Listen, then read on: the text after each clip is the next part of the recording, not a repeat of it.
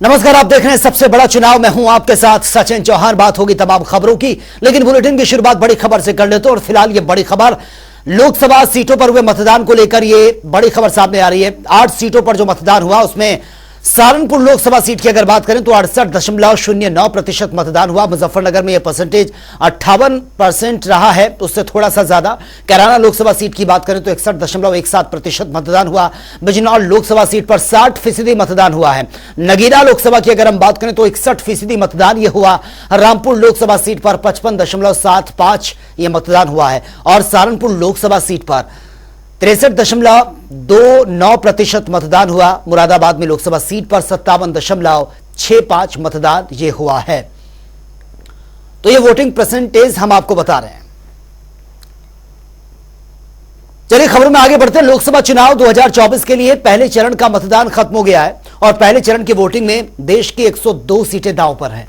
वहीं उत्तर प्रदेश में 8 लोकसभा सीटों पर करीब 57.54% मतदान हुआ। उत्तराखंड की अगर बात करें तो 53.56% मतदान दर्ज किया गया है। साथ ही सबसे ज्यादा त्रिपुरा में यानी कि 80% वोटिंग हुई है। इसके बाद दूसरे दौर की जो वोटिंग है वो 26 अप्रैल को होनी है और फिर 7 मई को और फिर 13 मई, 20 मई, 25 मई और 1 जून को सबसे आखिरी चरण की वोटिंग होनी है और 4 जून को रिजल्ट भी सामने आ जाएगा। एक और जहां भारतीय जनता पार्टी की अगुवाई वाली एनडीए तीसरी बार जीत की दावा कर रही है, जीत की कोशिश में है, तो वहीं विपक्षी अलायंस जो है वो बीजेपी को बाहर करने की कोशिश में जुटा हुआ है। तो ये 3 तस्वीरें ये तस्वीरें आप देख सकते हैं। देखिए, ये उत्तराखंड की तस्वीरें हम आपको दिखा रहे हैं। विकासनगर, मसूरी, रामनगर, हल्द्वानी, काशीपुर, हरिद्वार की तस्वीर जहां पर वोटिंग हुई है और लोगों ने बढ़ चढ़कर इसमें हिस्सा लिया और अपने मत का इस्तेमाल किया, अपने वोट की ताकत का इस्तेमाल यह किया है। और ये दूसरी तस्वीरें आप देखिए, ये दिग्गजों की तस्वीरें हैं जब वोट डालने के लिए यहां पर पहुंचे हैं। आपको मुख्यमंत्री पुष्कर सिंह धामी नजर आ रहे हैं, उत्तराखंड के जो गवर्नर हैं वो आपको नजर आ रहे हैं, अभिनेत्री उर्वशी रौतेला वो पहुंची और जो प्रत्याशी हैं बीजेपी के उन्होंने भी अपना वोट कास्ट किया है। और बाबा रामदेव की अगर बात करें तो वो भी यहां पर पहुंचे थे, यहां पर उन्होंने भी वोट कास्ट किया है। अमरोहा में जनसभा को संबोधित करने के दौरान प्रधानमंत्री नरेंद्र मोदी ने सीएम योगी की जमकर तारीफ की है। पीएम मोदी ने कहा कि उत्तर प्रदेश में 7 साल से योगी जी की सरकार है और इन 7 सालों में उन्होंने यूपी में दिखा दिया कि गवर्नेंस नाम की चीज क्या होती है, कानून व्यवस्था क्या होती है और विकास क्या होता है। पीएम मोदी ने यह दावा किया कि योगी आदित्यनाथ के नेतृत्व में 2014 और 2019 दोनों का रिकॉर्ड 2024 में टूटेगा। इसी के साथ ही पीएम मोदी ने विपक्ष पर जमकर प्रहार किया। वहीं सीएम योगी ने भी विपक्ष पर जमकर प्रहार किया। ओरछा में हमारे प्रभु राम राजा के रूप में विराजमान है। यही बुंदेलखंड की धरती देख रही है कि कैसे कांग्रेस और इंडी गठबंधन वाले हमारी आस्था का अपमान करने में जुटे हैं। ये लोग कहते हैं कि हमारा सनातन डेंगू है, हमारा सनातन मलेरिया है। आपके आशीर्वाद से अयोध्या में जो राम मंदिर बना है उसके भी ये घोर विरोधी है। ये लोग भगवान श्री राम की पूजा को पाखंड बताते हैं और ये बयान तब दिया जाता है जब अयोध्या में रामनवमी पर रामलला का सूर्य तिलक हो रहा है। यही लोग हैं जो बुलाने के बाद भी अयोध्या में प्रभु राम के मंदिर की प्राण प्रतिष्ठा के कार्यक्रम में नहीं गए। इतना ही नहीं, उन्होंने निमंत्रण को ठुकरा दिया और ये सारा वोट बैंक पॉलिटिक्स के लिए करते हैं। अब आप सोचिए, आपने नाम सुना होगा, अयोध्या में एक अंसारी परिवार है। 2 पीढ़ी से ये अंसारी परिवार हिंदुओं के खिलाफ अदालत में जंग लड़ रहे थे। बाबरी मस्जिद के पक्ष में जंग लड़ रहे थे। ये इकबाल अंसारी और उनके पिताजी, ये पूरे परिवार कितने ही दशकों से लड़ाई लड़ रहा था, लेकिन जब सुप्रीम कोर्ट ने निर्णय किया कि ये हिंदुओं के पक्ष में जाएगा, तो इतने साल लड़ाई लड़ने के बावजूद भी उन्होंने सुप्रीम कोर्ट के निर्णय का स्वागत किया। जीवन भर लड़ाई लड़े थे। इतना ही नहीं, जिस समय राम मंदिर के शिलान्यास का कार्यक्रम था, तो ये राम मंदिर के जो ट्रस्टी है, वो हर एक के गुनाह गलतियां माफ करके सबको प्यार से निमंत्रण दिया। और आपको जानकर खुशी होगी, ये अंसारी जी स्वयं शिलान्यास के कार्यक्रम में मौजूद रहे। जीवन भर लड़ाई लड़े थे, मौजूद रहे। इतना ही नहीं, अभी जब प्राण प्रतिष्ठा का कार्यक्रम था, तो ट्रस्टियों ने उनको भी निमंत्रण दिया, जैसे कांग्रेस के नेताओं को दिया था, सपा के नेताओं को दिया था, इंडी गठबंधन वाले सभी नेताओं को दिया था, अंसारी को भी दिया। जीवन भर हिंदुओं के खिलाफ कोर्ट में लड़ते रहे, बाबरी मस्जिद के लिए लड़ते रहे, राम मंदिर के विरुद्ध लड़ते रहे, लेकिन जब प्राण प्रतिष्ठा का निमंत्रण मिला, तो वो हंसी खुशी के साथ आकर के सुप्रीम कोर्ट का सम्मान करते हुए इसमें हिस्सेदार बने। एक तरफ एक छोटा सा व्यक्ति भाई अंसारी सामान्य परिवार का है, उसका व्यवहार देखिए, और दूसरी तरफ ये कांग्रेस के नेताओं का व्यवहार देखिए। उन्होंने प्राण प्रतिष्ठा के कार्यक्रम को ठुकरा दिया वोट बैंक के खातिर। ये क्या करते हैं साथियों?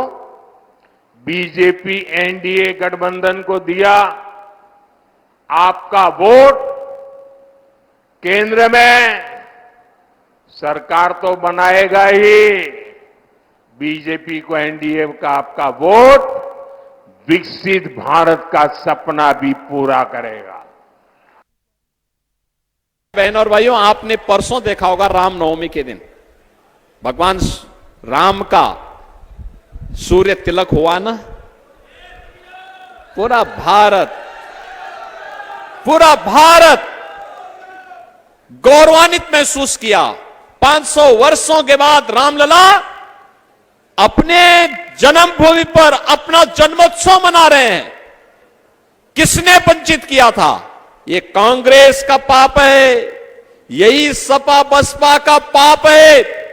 इन लोगों ने हमारे आराध्य को भी अपने स्वयं का प्रमाण देने के लिए कहा कि राम हुए ही नहीं। और आज जब आप सबके आशीर्वाद से मोदी जी के नेतृत्व में अयोध्या का कार्य हो गया, अब ये कहते हैं राम तो सबके हैं। बहनों और भाइयों, ये आपकी ताकत है जो इनके स्वर बदल गए हैं। जिन लोगों ने आपकी आस्था के साथ खिलवाड़ किया, जो लोग आपकी सुरक्षा के साथ खिलवाड़ करते थे, जिन लोगों ने आपको विकास से वंचित किया, जिन लोगों ने हमारी युवा पीढ़ी के साथ, हमारे अन्नदाता किसानों के साथ अन्याय किया, जिन्होंने बेटी और व्यापारी को सुरक्षित किया, उनको एक एक वोट के लिए तरसा दीजिए। कोई वोट नहीं पड़ना चाहिए उनको। अभी से बोलिए, हम वोट देंगे जो देश के बारे में सोचेंगे, विकसित भारत के बारे में सोचेगा, आत्मनिर्भर भारत के बारे में सोचेगा, ग्लोबल लीडर भारत के बारे में सोचेगा।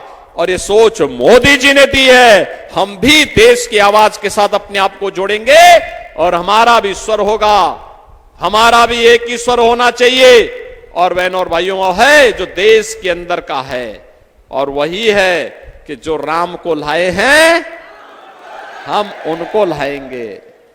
आप सहमत हैं ना? और जो देश की आवाज है कि फिर एक बार,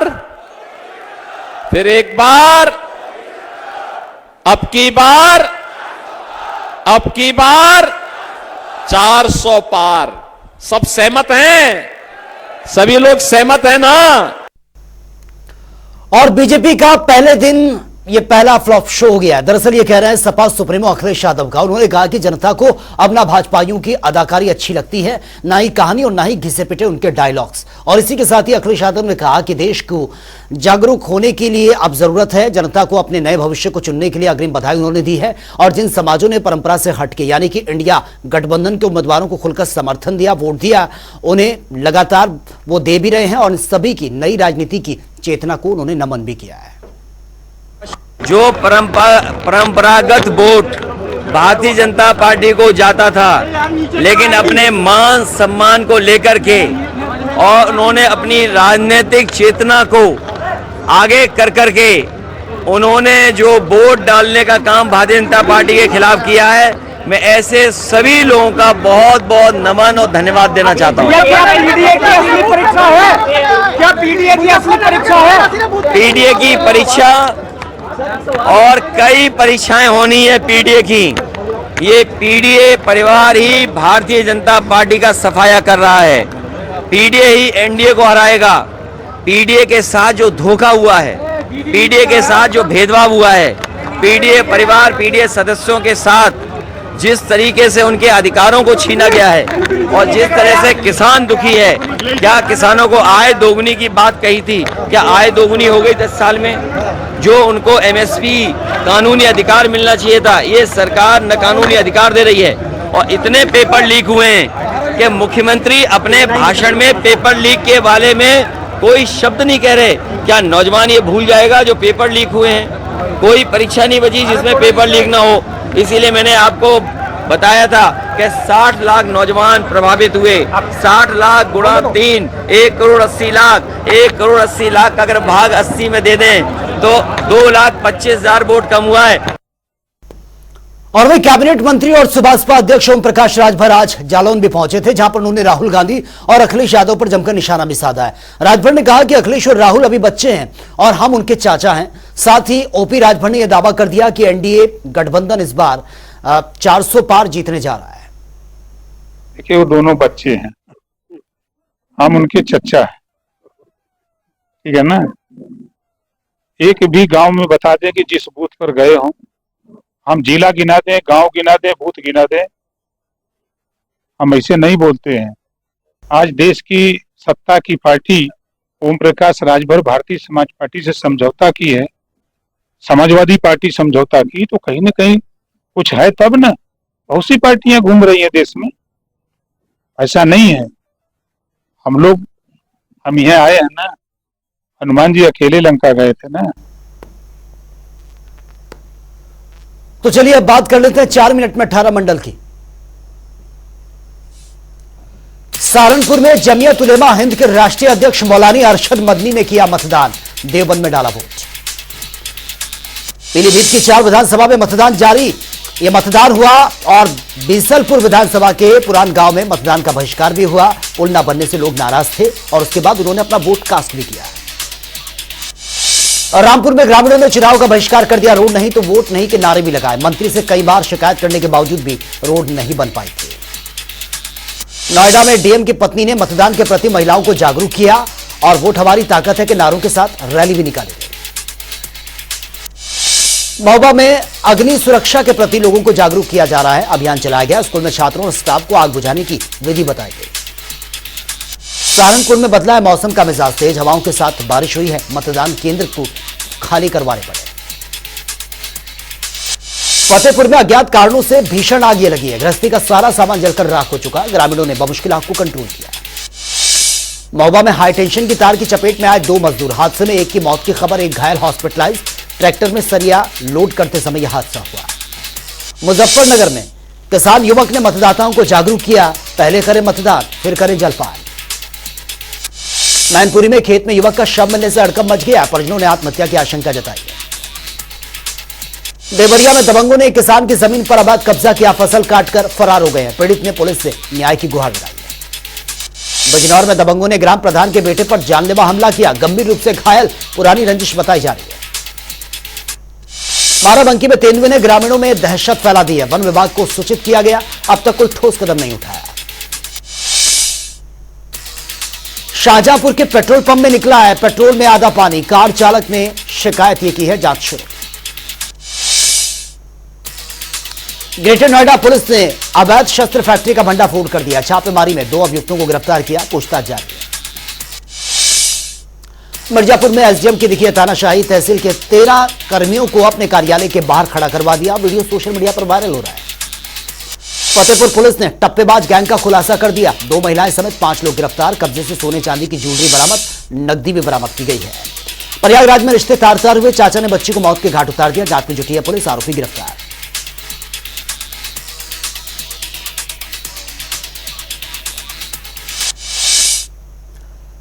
तो फिलहाल इस बुलेटिन में मेरे साथ इतना ही, लेकिन जाते जाते आपको छोड़ जाते हैं जनता टीवी के तमाम रिपोर्टर्स की ग्राउंड जीरो रिपोर्ट के साथ। नमस्कार।